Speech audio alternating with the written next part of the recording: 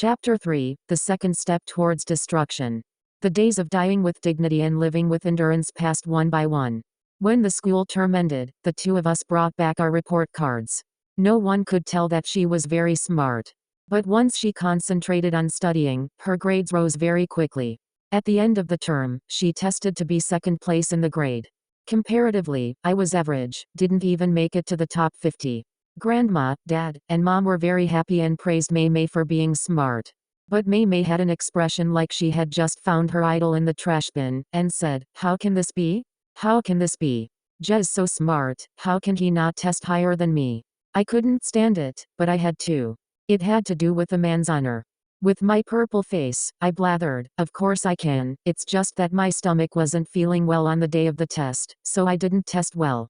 Grandma, Dad and Mom all had shocked expressions on their faces. Only that stupid Mei Mei suddenly nodded with understanding. "That's right. As I said, Jeje is extremely awesome." Grandma and they were all snickering. I couldn't hold my expression any longer, so escaped from everyone's eyes, but was still reluctant to admit my mistake. "Just wait, next term, I'll surpass you." Sigh, that hateful honor of men. During the new term, in order not to lose honor in front of Mei Mei, I made an all-out effort in my studies and eventually got first place on the podium at the end of the term. This shocked everyone. Only Mei Mei had on "fame follows merit," that was the way things ought to be, expression. Spurred on by that expression of hers, I didn't have time to go out and be mischievous. The neighborhood all praised me for turning over a new leaf. Finally, I graduated top of the class and tested into a highly ranked middle school. Mei Mei also hovered around the first and second places. The two of us, Li brother and sister pair, became legends of Yanlin Elementary School. At parent conferences, there were always a bunch of people trying to learn from my parents. The most hateful thing was, even though I was the one improving, my dad and mom liked Mei Mei even more. But she always followed behind me like a little believer, making it so that I couldn't even get angry at her. With such difficulty, I got into junior middle school. The school was in another district, so I only saw the little believer when I went home, and the pressure on me suddenly decreased. Remembering my triad boss career that I had abandoned for so long, I felt that I had to resume my preparations. By the second year at junior middle school, I became connected with the hooligans around the school. At that exact time, I had just started puberty and had much hormonal rage to vent out. I started building a domain outside of the school. Afraid that Mei Mei would hear about it, I didn't dare go near Chessboard Street. I didn't dare abandon my studies too much either, afraid that Mei Mei would show that expression of finding her idol in the trash bin again. I now knew that being overly worshipped by someone was great pressure. I regretted provoking Mei Mei and was even more fed up with that strong sense of honor for men that I had. Of course, the so-called building of a domain is inseparable from fighting. A few times, I went home with a colored-up face. I thought I had covered it up well, but it could not escape the excessive attention of Mei Mei towards me. When I was grimacing in the bathroom, trying to apply safflower oil on my back in front of the mirror, Mei Mei followed me. With a sky-fallen expression, "Jeje, what happened to you?" I quickly covered her mouth. "Don't be noisy, do you want Grandma to worry?" She understood at once and nodded. I let go of my hand and handed the safflower oil to her. "You came in time, help me apply it." With red eyes, Mei Mei took the safflower oil and said while applying it, "Jeje, you're so good.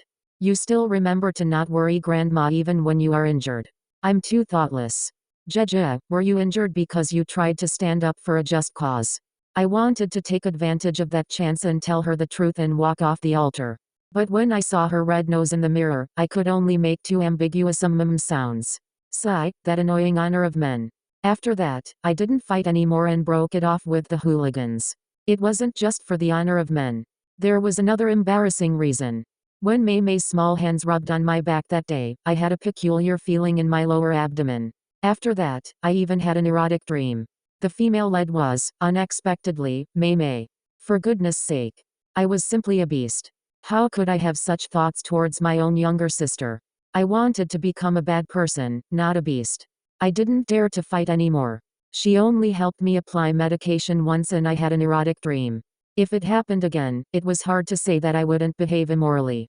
I felt ashamed of Mei Mei's worship.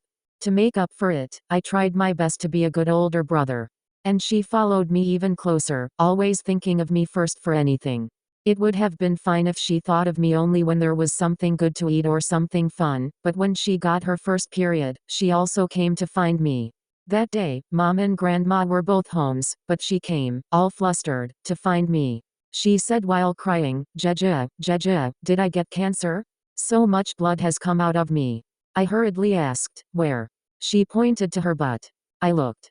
The blood had already soaked through her pants. I cried out in fear, "Mom, Dad, hurry. There's something wrong with Mei. I have never cried out so miserably before." Dad and Mom hastily ran over.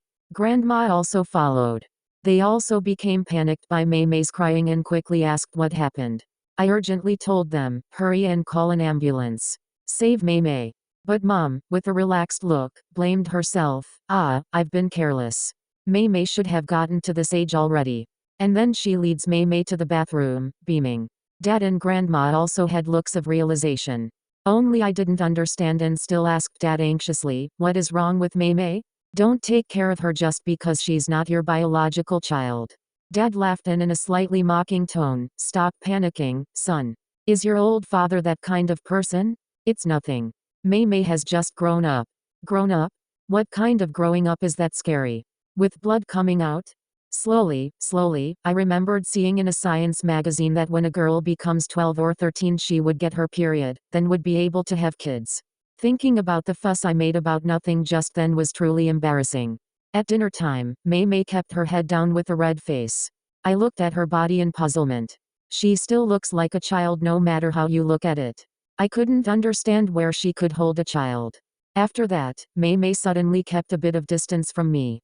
She continued to worship me like before, her eyes always following me. But she would lock her door and require me to knock, not letting me go in as I wished. There were also some things she wouldn't tell me. For example, one day after school, I saw her holding her abdomen with a pale face. I asked her what was wrong, but she shook her head and said nothing.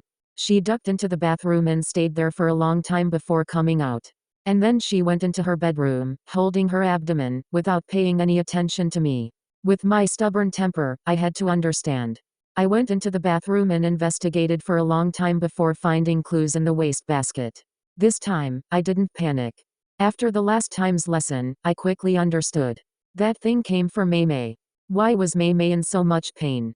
Dad and Mom weren't off work yet and I didn't want to ask Dad and Mom either. Ever since the period event last time, Dad, Mom, and Grandma would always look at me as if they understood something about me. I didn't want to go bring embarrassment myself. I went on Baidu to search and quickly found the answer. The explanation there was very thorough and detailed. It even suggested a few ways to alleviate the pain, one of which, red bean soup, was easy to make. I overturned everything in the kitchen to find red beans and then added a bit of water to start cooking. As I was cooking, Mom got off work and came home. When she saw me in the kitchen, it gave her scared. "Hao Ran. What are you doing in the kitchen? Where's Mei? Why isn't she with you?" I had already made preparations. I held up the forefinger of my left hand.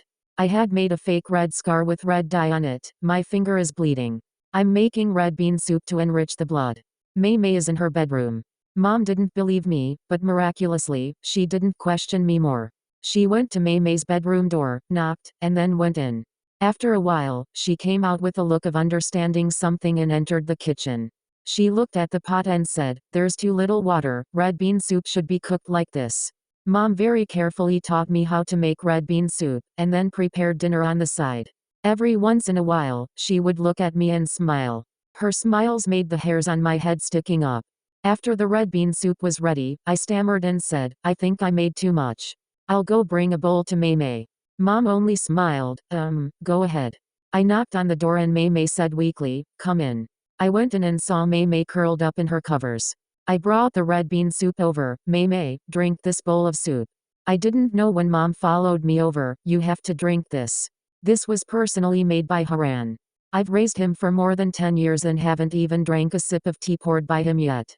A son grows up and leaves his mother. With a flushed face, I disputed, "I made it because I was bleeding. It's only because I accidentally made too much that I'm giving it to Mei." "That's right." Mom said those empty words, "You guys slowly enrich your blood. I'll go cook dinner." Mei sat up. Her pale face flushed a bit red. Her bright eyes looked at me. When did Mei become even more beautiful? I was pretty much dumbstruck. Seeing me dumbstruck, Mei Mei pursed up her lips and laughed. She took the bowl from my hands and lowered her head to drink the soup.